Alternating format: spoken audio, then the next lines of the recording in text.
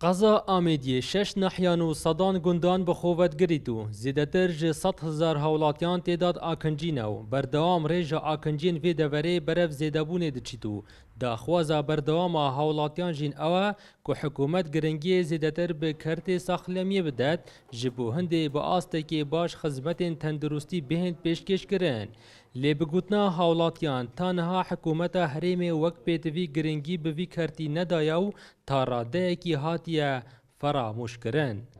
گلک تزخم مروفا کفت سر منطقه شیلا دزی و دیرلوی و دور آمیدیه منطقه ما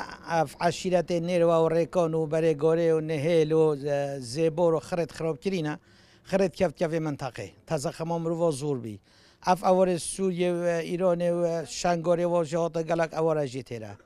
مستشفى ما زورت كمان دكتورة ما كمان راستی نسبت مستشفى و خسته خانه گلت کیمن و هنو و آواروجی و کمیو دکتروجی و نبونا درمان جی گله کردی کرنا خویاگیری سر خلکی از خوی که شو ما موی گوه گست نساق به مسناشم مخصی از زانم درمانی نه دکتر کده نه نه دیاره اوجی کده چله و خسته جی ها و نوید سال البر یا تو گوه یعنی منطقه ما خواست دیره رو که دور آمدیه خسته یعنی همه هنینن ها و نوید بری چی کردی سوقتی گله کیوندا و خسته خود بی بو منطقه مال ویره بس هدو بگو بی باوی قیرانت عبوری نشید ممکن یا ما بره واوجی ریوبر ساخلمیا قضا آمیدی جی دبیجید داخوازین هولاتیان ده روان و اوجی دیار دکن کوب آستی پیتوین تندرستی بو نخوشخانه و بنگهن تندرستی نهاتین دابین کرن. براسی گلو گازندید خلکی جی خودانه تاراده که گلکی مزن پالپشتیا همی دوایریت ما همش قای مقامی بگیره وش ساخلمی دو که بگیره ما گلک هول دادن تا رادد یه تگر منظمات آجی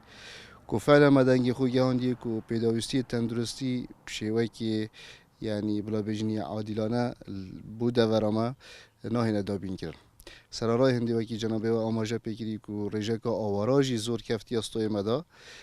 لی ام بینین یعنی وکی دورین دی خدمتگزاری ساخلمی القضا مدیت آست پیویز دانین آست حزام دانین جبر نبونا نوجدارن تایبتمند و پیتوین تندرستی روزانه حولاتین وی دوره سردانا پارێزگاها دهوکê dikin ji bo wergirtina çareseriye û berdewam rewşa hewlatiyan ji layê xizmetên tenduristî ve beref nebaşiyê diçît.